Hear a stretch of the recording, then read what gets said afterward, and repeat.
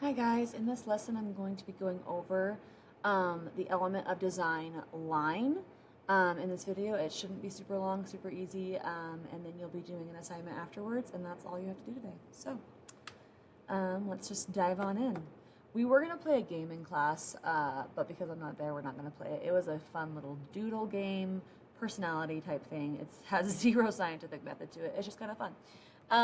But because I'm not there, we're just going to skip it. If you're in your Unit 2 notes, if you were to flip like the very first page, it's all of those boxes that had like unfinished pictures in them. And we were going to do a game, but like I said, we're not going to, so I'm just going to skip right through this. And we're just going to jump straight into the elements of design. Now, if you were in class last time, we have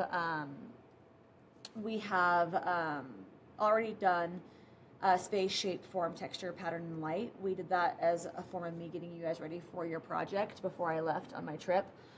So we're kind of going backwards. We're just going to do line today. Now, I do want to stress that color is an element of design. However, because color is so fun, we do color in its own unit, and it's going to be our color unit that we do after this. So when I give you your Unit 2 test on elements, I think it's a Unit 1 and 2 test, I'm not sure, a Unit 2 test, on your elements of design, it is not going to have anything color related in there, even though it is an element of design. We are going to have our color unit, which is Unit 3, and you will have a full test on just color, okay? So I'm not forgetting about it. I'm just kind of ignoring it for the scheduling purposes. But we're just going to go into line for this lesson. Like I said, super quick and easy.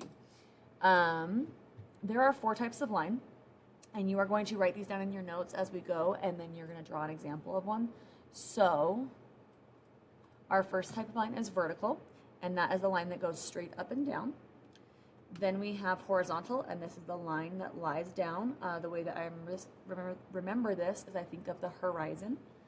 And then we have curved line, and that is a line that is not straight or vertical or horizontal. It is in a curved fashion. And then we have diagonal.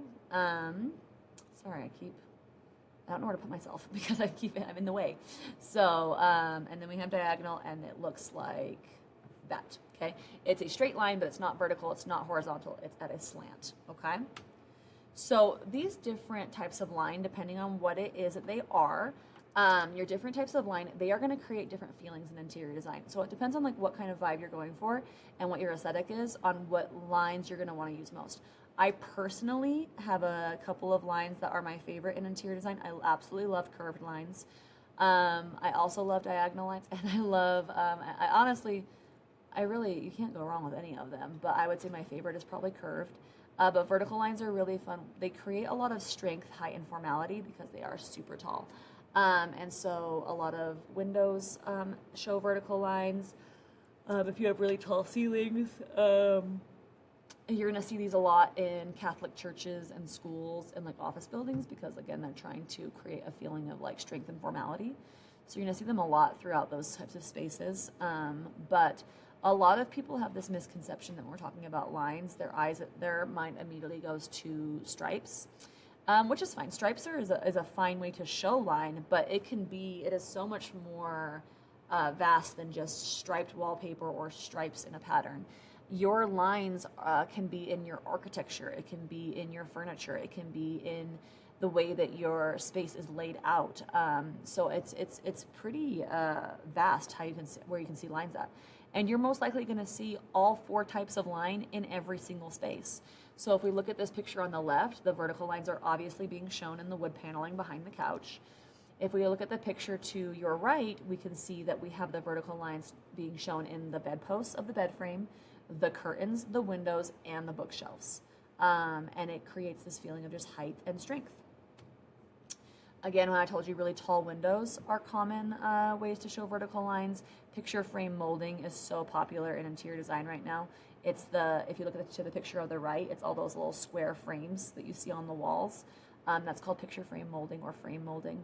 Curtains are a great way to show vertical line, those types of things. Horizontal lines are going to have the absolute opposite effect that vertical does. So it really just depends on what your vibe is. These lines run from left to right across the horizon, and they create feelings of being restful. They're more informal. So you can see it in this picture we look at. I notice it very first in the ceiling beams. That's kind of where it goes, my eye goes immediately, but also next to the ceiling beams in the vaulted ceiling, you have the horizontal lines. On the walls, you can see that you have vertical lines. In the fact that the ceilings are vaulted, you're going to have vertical lines, you're going to have diagonal lines as well. But I'm looking at the ceiling beams as being an example of horizontal, the fireplace being horizontal, the rug being horizontal, the bench being horizontal, the back of the couch being horizontal. You see horizontal lines throughout this space used frequently. Here we have it in the shiplap of the wall behind the bed. You also have it in the bed frame, and you also have it in the tile work on the shower. Here we have it in the shiplap above the fireplace. You can see it in the TV, you can see it in the shelving, you can see it in the mantle, you can see it in the door, in the sliding door, you can see it in the couch, you can see it in the rug. You can see horizontal lines used throughout this entire space as well. And then we have curved lines. These are my favorite. This is a line that deviates from straightness in a smooth, continuous fashion. These create feelings of softness, playfulness, and serenity, and I think that's why I love them so much. I kind of view them as more of like a romantic line, if that makes sense. They just give romance to me. That's what I like. That's why how I like them being used in interior spaces. I absolutely love curved staircases. They're my favorite, and so I thought, like, you know, why not have two curved staircases? Like, what's better than one curved staircase? A double curved staircase. Here's some more examples of curved lines being used. We have it in the structure of the couch. We have it in the wallpaper. We have it in the mirrors. We have it in the tables. We have it in the tree lamp decor type piece, the pink fluff tree in the corner. In the middle picture, we have the arches that are windows and doors, it looks like. And then in the right picture, we have it in the spiral staircase, and then also the chandelier that floats down the middle of this spiral staircase. If you recognize this photo, it's the Salt Lake City Airport, and this was a part of their new redesign. They have a lot of curved lines used throughout their spaces. In those benches they have sitting all over the place before you get into go through TSA, and then obviously these big curved artistic walls that they have. Diagonal line is our next line. This is a straight line that is neither horizontal or vertical. It is at a slant, and these create feelings of action, movement, and excitement. I tend to notice these the most in roof lines or in staircases. That's where they seem to pop out to me. I really love them in the use of stairs. You can see them in wood, the way you lay your wood floor. If you do like a herringbone pattern, or even in this picture, if you like look down to low, you can see the pattern wood floor work has a lot of diagonal lines in there. You have the diagonal lines in the staircase, the structure of the stairs, and the railing of the stairs. You're going to see diagonal throughout that a lot. Here we have it in a herringbone tile pattern in this green backsplash, and then you also have it in the herringbone wood pattern of the floor in the right side, the picture on the right side. You need to understand that too many lines, though, can lead to a continuous eye movement. If you're trying to follow too many lines in a space, it can cause your eyes to get really tired, and it will make you feel frustrated and kind of like overstimulated. It's too much. It's just like a lot of things for your eyes to take in at once, and so we don't like that. I'm going to show you some bad examples of the overuse of lines. When we look at this room right here, there are so many things that are wrong with it, but we've got the diagonal lines in the diamond floor. We have the horizontal and vertical lines in the patterns of the chairs. We have the curved lines in the pattern of the pillows. We have the curved lines in the zebra rug. We have the curved lines in the leopard rug. We have the vertical lines in the very bright yellow walls. We have the horizontal lines in some of the furniture. Like, it's just so much. And not only is it so many lines, but everything they did in this space is either a really bold pattern or a really bold color. So not only do you have the overuse of line, you have the boldness in their color choices and the pattern choices, and it's just very exhausting to look at.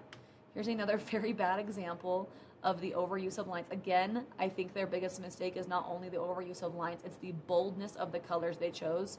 And so it's just super aggressive, punch you in the face, and it's overwhelming to look at.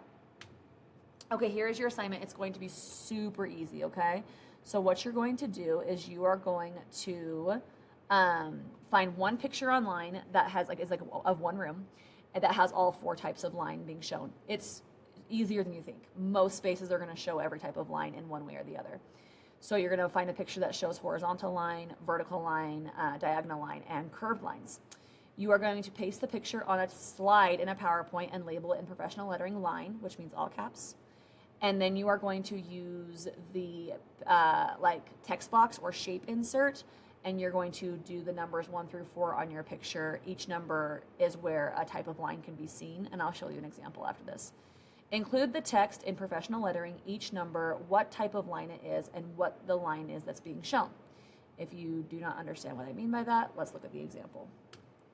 So all I am going to have is one picture of one room. I'm going to professionally letter it line, and then I'm going to have a text box on the side that is going to show curved, horizontal, diagonal, or vertical, and then I'm going to list where it is being seen. So my number 1 example, you can tell, is my curved line, and it is a round lampshade. My number 2 example is horizontal, so my number 2 I'm looking for is the couch. My number 3 is my diagonal example, and it's the staircase. And my number 4 is my vertical example, and that is the light fixtures in the geometric pattern. So that's all you're going to do for that assignment, and then you are done with your line lesson and assignment for the day.